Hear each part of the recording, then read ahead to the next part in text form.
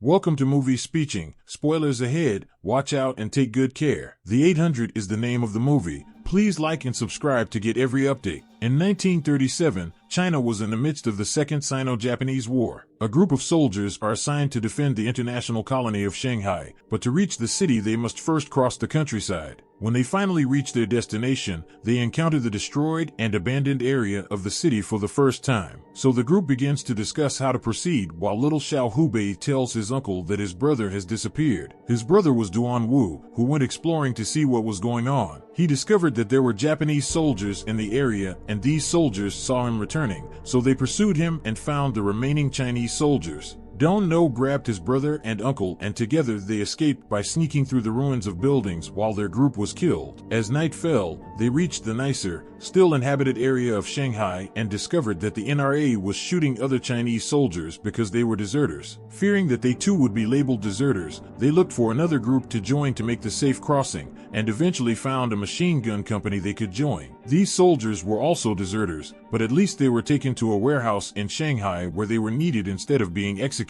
This is the Sihang warehouse, the last stronghold between Shanghai and the Japanese army. Commander Zhu Xingzhong is not happy to have deserters working with him and wants to kill them, but Lieutenant Colonel Xie Jinyuan tells him they will need all the help they can get, so he sends in new recruits. Come to work outside. Fortification. Duan Wu took the opportunity to talk to the colonel and clarify that he and his family were not deserters, but simply part of the troops sent by Wampai headquarters who were left behind, but Jin Yuan still sent them to work. While the group was working outside, a soldier raised the alarm, but there was nothing to worry about, not Japanese arrivals, just a group of Chinese refugees on their way to the Shanghai International Colony. Dong Vu's uncle sneaked out of the warehouse to join them and tried to safely enter the colony, but at the gate he was not allowed to enter because he was wearing a military uniform and soldiers were not allowed to be there. Back at the warehouse, the soldiers enjoy the beautiful singing of a woman in the building across the river while Hubei befriends the only boy of the same age in the group named Xiao Qiyue. On the roof of the warehouse, Qiyue shows Hubei the stark difference between the worlds in front and behind the building. Meanwhile, a group of soldiers discovers a hole in the wall hidden behind a pile of boxes. Crossing there, they were surprised to see a stable that still had a white horse. As soon as they opened the barn door, the horse got scared and ran away, but fortunately Qiyue whistled at the horse and calmed it down before being shot. The next day, anxiety overwhelmed the people on the streets when they suddenly heard an explosion and noticed that the Japanese had occupied yet another building, waving flags signaling victory. Thinking that the warehouse's defense was weak, the Japanese tried to take it over, but it was just a trap Chinese troops hid in ambush and quickly defeated them thanks to the element of surprise.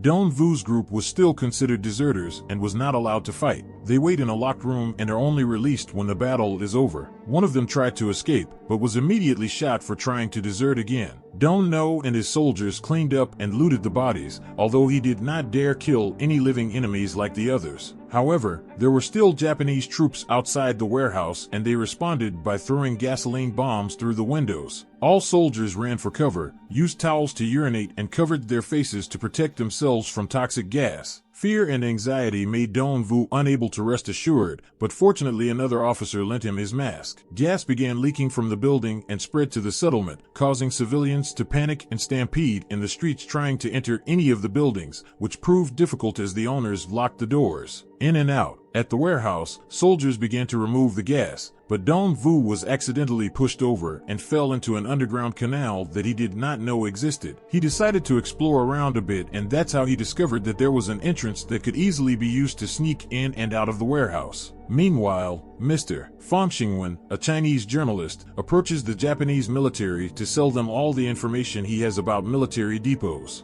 This was welcomed by Japanese Colonel Kono Isao, who immediately began planning a new attack. Returning to the warehouse, the soldiers opened the door and took all the bodies out, allowing the horses to escape and run into the street. The people saw this and followed the animals' escape, considering it a good sign. This serves as an interesting distraction from the atrocities that occurred in the building that the Japanese had occupied, and they captured Chinese soldiers and now display their bodies on columns. When they asked the Chinese army to surrender, Dong Know is extremely distraught when he discovers that one of these bodies is that of his uncle, but he has no time to cry as his group gathers to kill some of the Japanese prisoners they captured in retaliation. Answer the taunts. The deserters did not want to do this, thinking it was going too far, but Commander Xinzhong shot one of them and threatened to do the same to the others if they did not follow orders. The soldiers began shooting the prisoners, but even when threatened, Dong No could not bring himself to do it. To prevent him from being killed, one of his superiors grabbed Dong No and reminded him that the Japanese had killed his uncle, so an angry Dong No finally pulled the trigger. Later, when night falls, Chiyue shares a special snack with Hubei while Duan Wu tries to convince his superiors to let him and his brother go because they are just farmers who cannot afford to work. That work, having his request denied,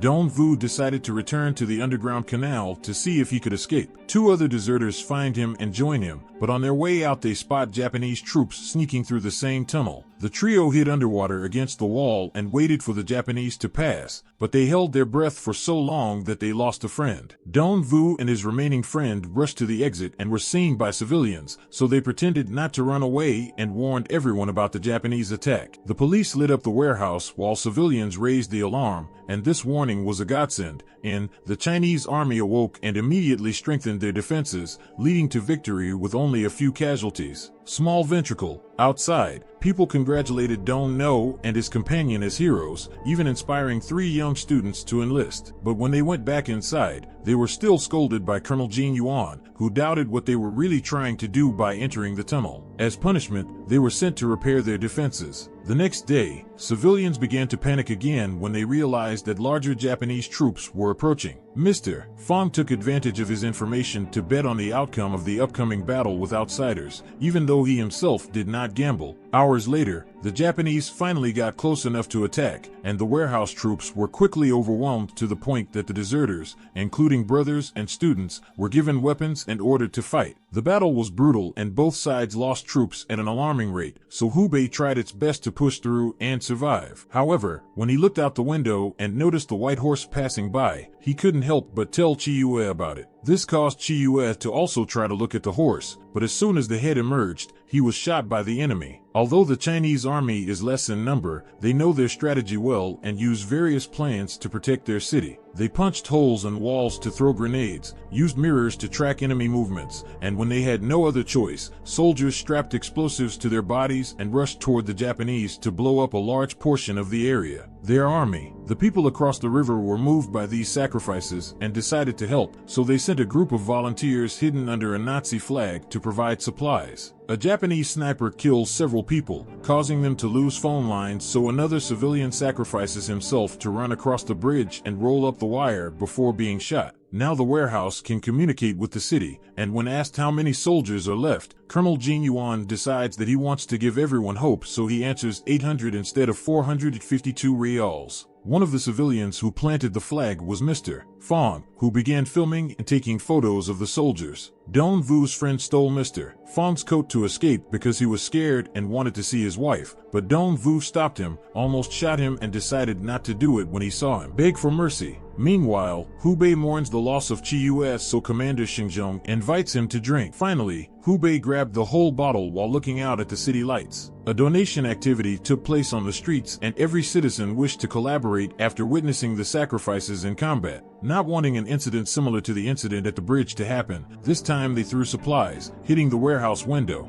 The casino owners surprised everyone by giving him a flag, and a young girl swam across the river to carry the flag to the army. Dong Vu saw her and threw a rope through the window to help her get in, causing an unseen sniper to shoot him, but at least the bullet only grazed his neck, and now Hubei is considered a hero by him. Colonel Jin Yuan then informed his troops that the Generalissimo wanted them to defend the warehouse for 2 more days to attract the world's attention. However, this may mean that they should not raise a certain flag, as it will taunt the enemy, causing them to fight harder when they lack men to counterattack. A big argument broke out among the soldiers, and although there were many different answers, the majority voted for the same conclusion: they still had to raise the flag. The next morning, the deserters were tasked with raising the flag on the roof of the warehouse, which earned them cheers from civilians. The Japanese army wasted no time in attacking, and their fighters focused specifically on the flag. While the Chinese army lost many troops every second, they still held the flag to maintain it, so the Japanese army also turned to the civilians. Because there were foreigners there, they received notice that this could be considered an act of war by other countries.